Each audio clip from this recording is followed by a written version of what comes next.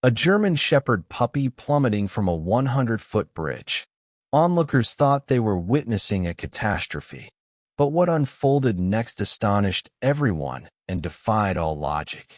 Prepare for a heart-pounding tale of survival, extraordinary bravery, and a chain of events that will make you question the boundaries of possibility. This is the incredible journey of Bruno, a 3-month-old German Shepherd puppy whose impossible fall marked the start of something extraordinary. The Riverside Bridge, an architectural wonder, stretched over the turbulent waters of the Colorado River.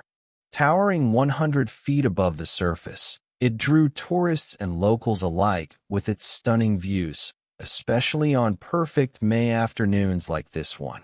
Sarah Bennett, a 34-year-old veterinarian, had taken her 3-month-old German Shepherd puppy, Bruno, for their evening stroll across the bridge. The lively pup, nearly done with his vaccinations, was finally exploring the world beyond their backyard. "Easy, Bruno," Sarah warned as the puppy tugged at his new leash, eager to explore every scent and sound.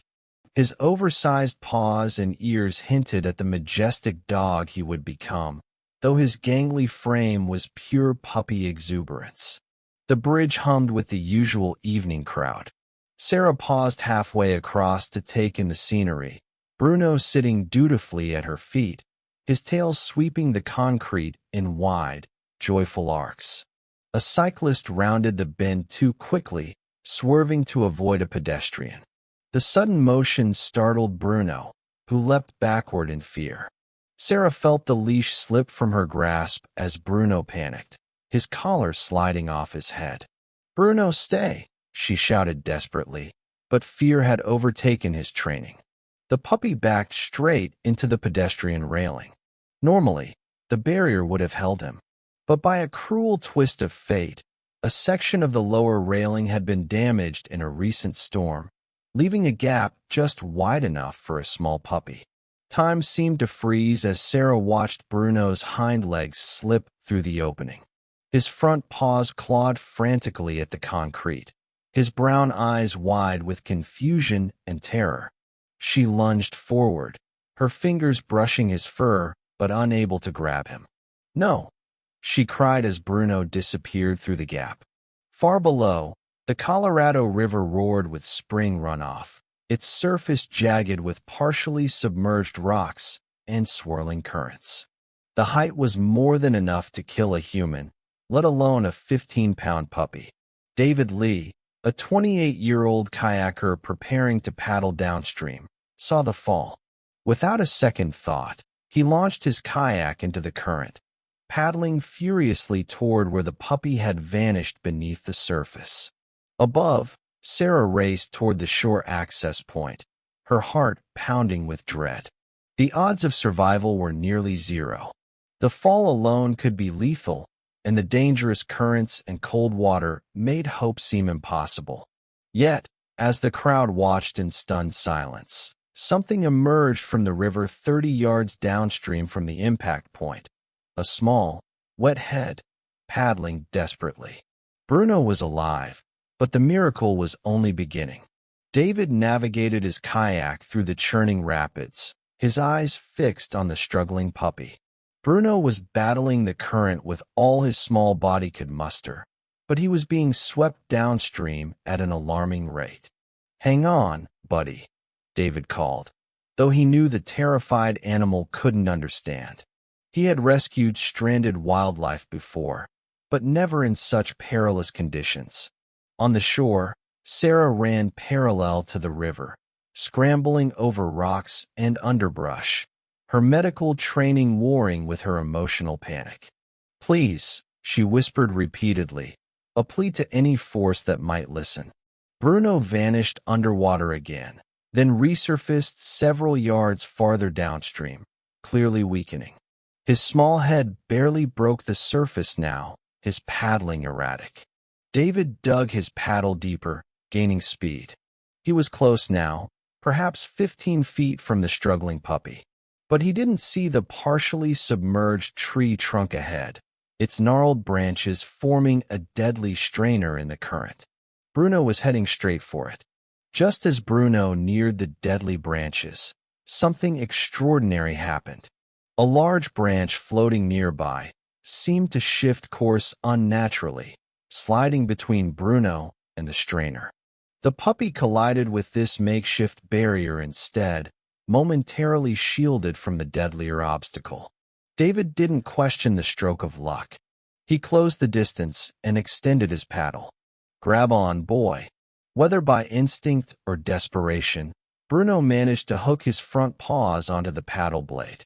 With great care, David guided his kayak sideways and lifted the soaked puppy aboard. But the river wasn't done with them yet. A sudden hydraulic wave loomed directly in their path. The kayak tipped dangerously as they hit the churning water. David braced himself, using his body to protect the puppy. In that critical moment, Bruno seemed to sense his rescuer's intent. Instead of panicking, the puppy went still, pressing himself against David's chest. Their unexpected teamwork allowed David to execute a role that kept them upright. They pushed through the hydraulic and into calmer water. As they neared the shore, Sarah waded knee-deep in the water. David handed the drenched bundle of fur to her outstretched arms. Bruno instantly recognized his owner, his tail giving one weak wag before he collapsed against her chest, utterly exhausted. "He's alive," Sarah whispered, tears streaming down her face as she quickly assessed her puppy. Emergency services arrived minutes later, including Dr. Thomas Carter, a fellow veterinarian who had been driving nearby when the call came in. He helped Sarah examine Bruno right there on the riverbank. "This doesn't add up," Dr. Carter muttered, checking the puppy's limbs, spine, and abdomen. A fall from that height should have caused severe internal injuries, broken bones at the very least. Yet Bruno had no fractures, no signs of internal bleeding, not even a sprain.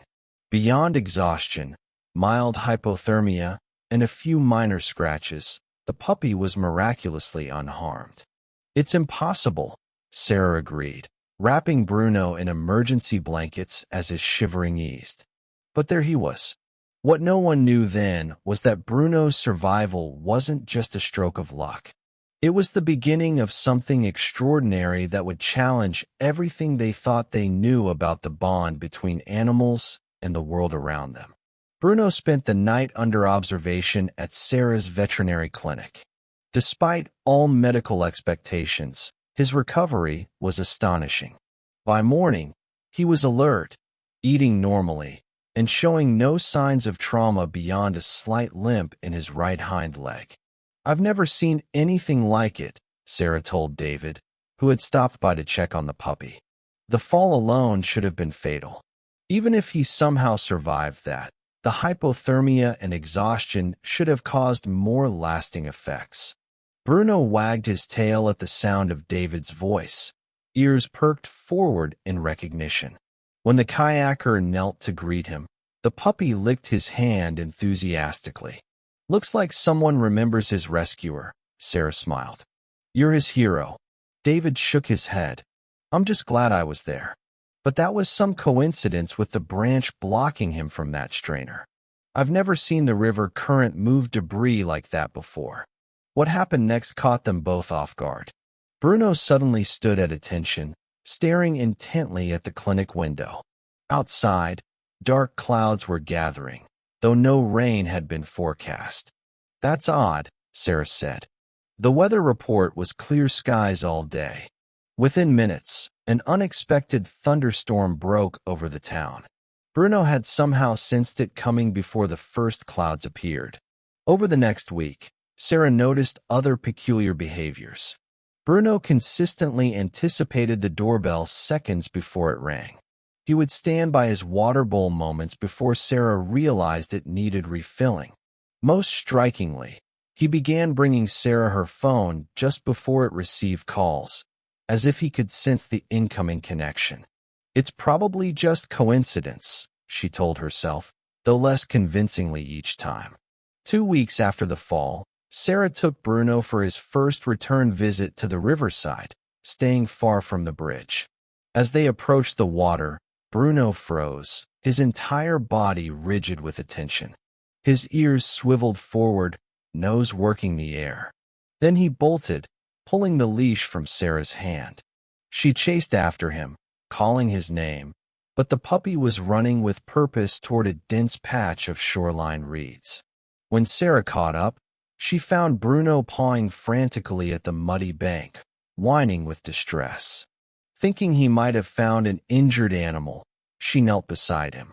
The sound was so faint she almost missed it, a weak mewing coming from beneath a tangle of debris. Sarah carefully pulled back the reeds to reveal a plastic bag half submerged in the water. Inside were 3 tiny kittens, barely a week old, soaked and nearly motionless. "Oh my God," she gasped, immediately wrapping the fragile creatures in her jacket. "How did you know?" Bruno watched intently as Sarah examined each kitten. Their condition was critical, hypothermic and weak from dehydration. They must have been dumped recently and would have drowned once the tide rose. Dr. Carter arrived to help, puzzled by the sudden emergency. "How did you even find them?" "They weren't visible from the path." "I didn't find them," Sarah replied, nodding toward Bruno. He did. Somehow he knew exactly where they were. Later that evening, with the kittens stabilized in an incubator, Sarah sat with Bruno at her feet, trying to make sense of it all.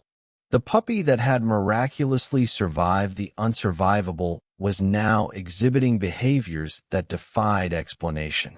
It was as if his fall had awakened something inside him, a heightened awareness, an impossible intuition. "What happened to you out there?" she whispered, stroking his ears. "What did you bring back from the river?" Bruno looked up at her with eyes that suddenly seemed wiser than his months, more knowing than any dog should be. 1 month after his fall, Bruno had grown noticeably, though still unmistakably a puppy. His coat was thickening into the classic black and tan of a German shepherd, his lanky frame beginning to show hints of the powerful dog he would become. But his physical growth was overshadowed by the increasingly remarkable abilities he displayed. Sarah had begun keeping a detailed journal, documenting each incident that defied conventional explanation. The pattern was unmistakable. Bruno could sense things before they happened, detect distress from impossible distances, and locate people or animals in need with uncanny precision. Dr. Carter, initially skeptical, became a believer after witnessing Bruno's abilities firsthand. During a routine examination of a cat named Midnight, the puppy suddenly became agitated, pawing at the examining table with unusual intensity. "What's gotten into him?" Carter asked, watching Bruno's frantic behavior. Sarah had learned to trust the puppy's instincts. "Check Midnight again. Something's wrong." Carter repeated his examination, this time running additional tests. To his shock, he discovered the early stages of an abdominal obstruction that had shown no clinical symptoms, a potentially fatal condition caught before any traditional veterinary procedure would have detected it. "That's not possible," Carter whispered, looking between the diagnostic results and the now-calm puppy. "There were no indicators." "Not for us," Sarah said simply, "but for him." News of Bruno's abilities spread through their small town of Riverside. What began as local curiosity soon attracted wider attention. A reporter from the regional newspaper wrote a feature article titled "The Miracle Puppy of Riverside Bridge," complete with photographs of Bruno and interviews with witnesses to his extraordinary abilities. David Lee, who had maintained a close friendship with Sarah and Bruno since the rescue, suggested they visit the river again. "It's where it all began," he pointed out. "Maybe there's a connection."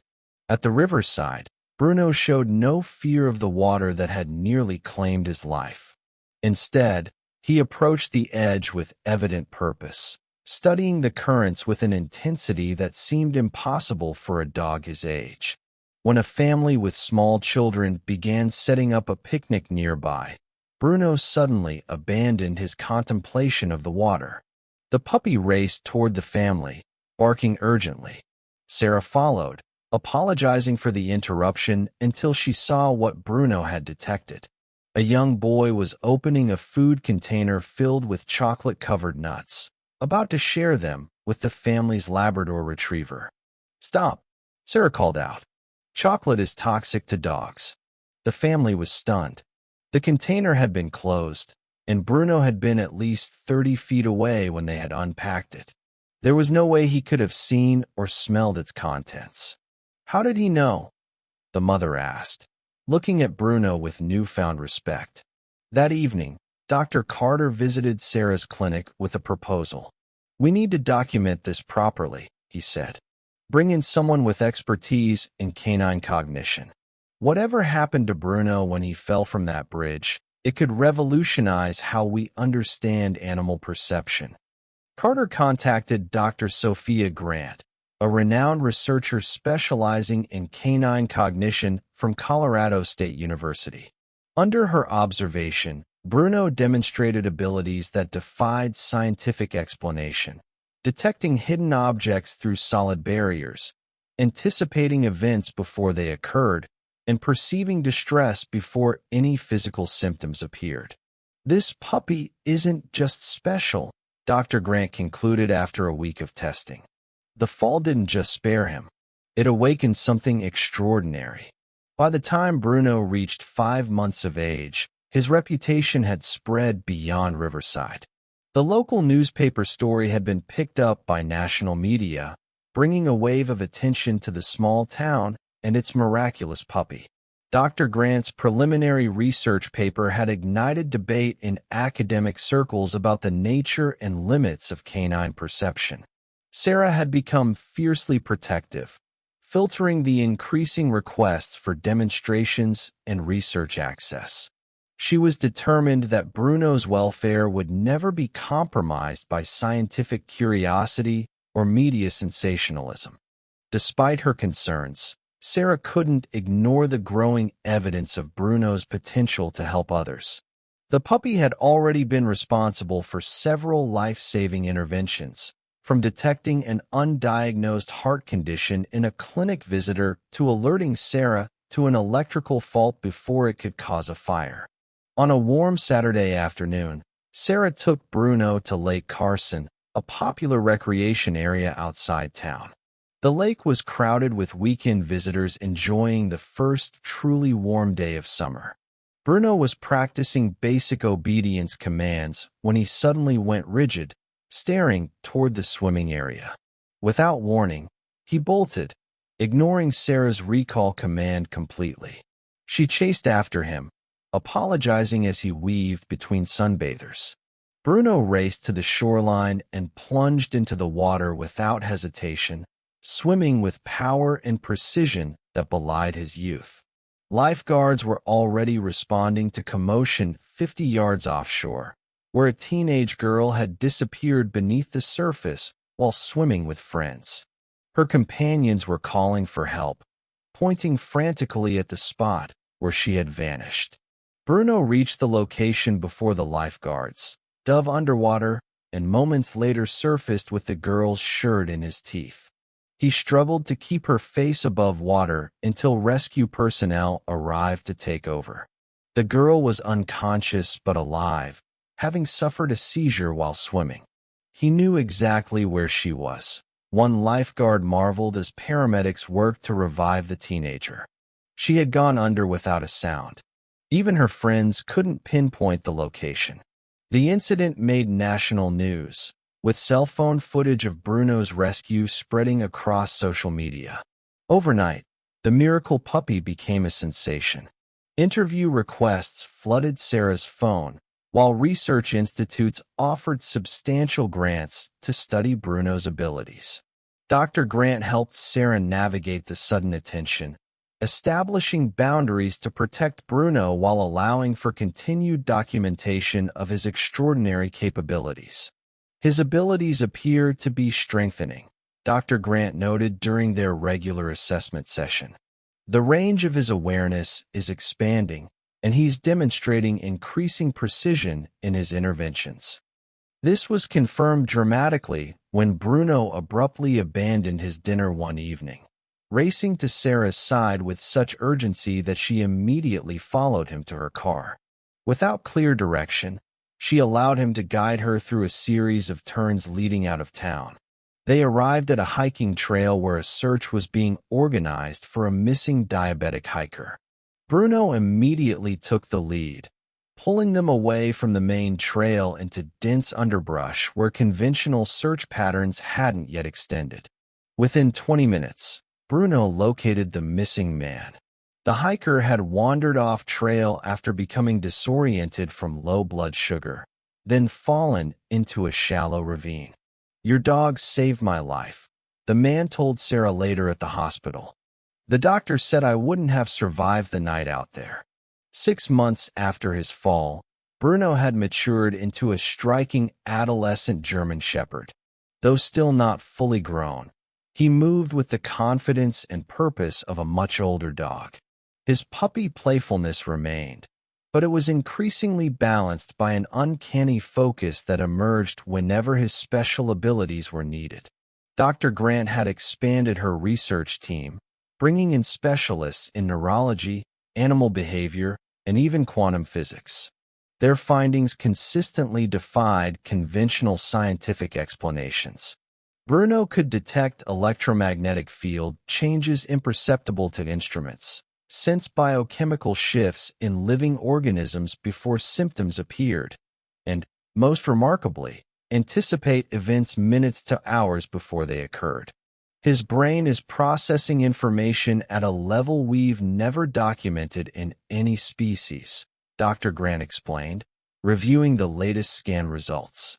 "It's as if the trauma of the fall reconfigured his neural pathways, opening channels of perception most beings never access."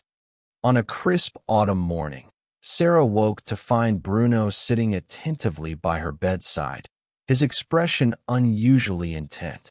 This behavior had become a reliable indicator that something required their attention. "What is it, boy?" she asked, immediately alert. Bruno led her outside, where the day was just beginning. Nothing seemed amiss in the quiet neighborhood, yet the German Shepherd's body language conveyed absolute certainty. He oriented himself toward the mountains west of town, his focus unwavering. Sarah had learned to trust these signals implicitly. She gathered emergency supplies, loaded Bruno into her SUV, and began driving toward the mountain range. No calls had come in, no alerts had been issued, but experience had taught her that Bruno's awareness often preceded official recognition of emergencies. They drove for nearly an hour, following forest roads deeper into the wilderness. Finally, they arrived at a remote trailhead where a single vehicle sat abandoned in the parking area. "Someone's in trouble up there," Sarah murmured, reading Bruno's body language. She called emergency services to report their location and suspicions, then prepared for a search. Bruno took the lead immediately, moving up the trail with purpose rather than following the scent patterns typical of search dogs. This was another aspect of his unique abilities. He didn't track in the conventional sense, but seemed to perceive distress directly, regardless of physical traces. 2 miles into the forest, they found her, a wildlife photographer who had fallen from an overlooking ridge while trying to photograph eagles. Her injuries weren't life-threatening, but a broken ankle had left her stranded overnight, her cell phone smashed in the fall. "How did you find me?" she asked as Sarah administered first aid. "I wasn't even supposed to be here. No one knew where I was going." Sarah nodded toward Bruno, who had positioned himself as a sentry, scanning their surroundings with alert attention. He knew you needed help. What made this rescue particularly remarkable was what they learned afterward. The photographer, Emily Wong, had been falling in and out of consciousness due to pain and exposure. During her lucid moments, she had focused intensely on visualizing help arriving, specifically imagining a German shepherd finding her. "I don't know why I pictured a German shepherd," she told Sarah as they waited for the rescue helicopter. "I've never even owned a dog. The image just came to me strongly, and I held on to it." This incident triggered a new phase in Dr. Grant's research. It suggests a two-way connection, she theorized. Not just Bruno sensing distress, but potentially responding to directed thought, a form of consciousness bridging we've never documented before. 1 year had passed since Bruno's impossible fall from Riverside Bridge. He had grown into a magnificent young German shepherd, his puppy clumsiness replaced by the dignified bearing of his breed. At 15 months old, he was still maturing physically, but there was nothing immature about the intelligence in his amber eyes. The anniversary found Sarah and Bruno walking along the riverbank, Dr. Grant accompanying them with her research notebook. The scientist had documented hundreds of instances of Bruno's extraordinary abilities, building a case study unlike any in scientific literature. "We've confirmed 17 distinct perceptual expansions," Dr. Grant explained as they walked, "from electromagnetic sensitivity to what can only be described as consciousness bridging. He's essentially experiencing reality through dimensions most beings never access." Sarah nodded, though her attention remained on Bruno. The German shepherd moved with unusual purpose today, his focus drawn repeatedly to the bridge above them, the site of his fateful fall. "He wants to go up there," Sarah realized. "He's been guiding us toward the access path all morning." Dr. Grant looked concerned. "Are you sure that's wise? It could trigger trauma responses." But Sarah trusted Bruno's instincts completely. If he wants to return to the bridge, there's a reason. They made their way up the winding path to the bridge's pedestrian walkway. Bruno showed no fear or hesitation as they approached the spot where he had fallen through the damaged railing. The section had been repaired, reinforced with additional safety measures. At the center of the bridge, Bruno stopped, sitting precisely where he had fallen 1 year earlier. His posture was alert but calm, his attention focused on the rushing water far below. "What is it, boy?" Sarah asked, kneeling beside him. "What are you sensing?" For several minutes, Bruno remained perfectly still, as if listening to something only he could hear. Then he did something unprecedented. He placed his paw directly over Sarah's heart, fixing her with an intense gaze. In that moment, Sarah experienced something extraordinary. The world around her seemed to shift, overlaid with patterns of energy and connection she had no words to describe. She could feel the water molecules moving beneath the bridge, sense the electrical impulses of tiny creatures in the soil, even perceive the slow pulse of growth in the trees along the shoreline. The experience lasted only seconds before fading, leaving her gasping. "What was that?" she whispered. Dr. Grant looked alarmed. "What happened? Are you all right?" I felt what he feels." Sarah struggled to articulate the experience. It was like seeing through his perception. Everything connected. Everything visible across time. Bruno watched her calmly, as if this sharing had been his intention all along. When he stood and moved to Dr. Grant, the scientist instinctively reached out. The same connection formed as Bruno placed his paw against her hand. "Extraordinary," she breathed moments later, scientific detachment temporarily abandoned. "It's not just that he perceives differently. He can share that perception, create a bridge between consciousnesses." In the months that followed, this ability became Bruno's most remarkable contribution. Working with carefully selected researchers and emergency responders, he demonstrated how his shared perception could revolutionize search and rescue operations, medical diagnosis, and disaster prevention. On his second birthday, Bruno received recognition from the governor, a specialized service medal acknowledging the lives he had directly saved through his extraordinary abilities. That evening, As Bruno sat beside her watching the sunset over the river that had nearly claimed him, Sarah reflected on the miracle that had begun with tragedy. The puppy who had fallen from Riverside Bridge hadn't just survived against impossible odds. He had returned with a gift, a glimpse into perceptions beyond human understanding and the ability to share that perception with others. "You were always meant to fall," she whispered, her hand resting on his strong shoulder.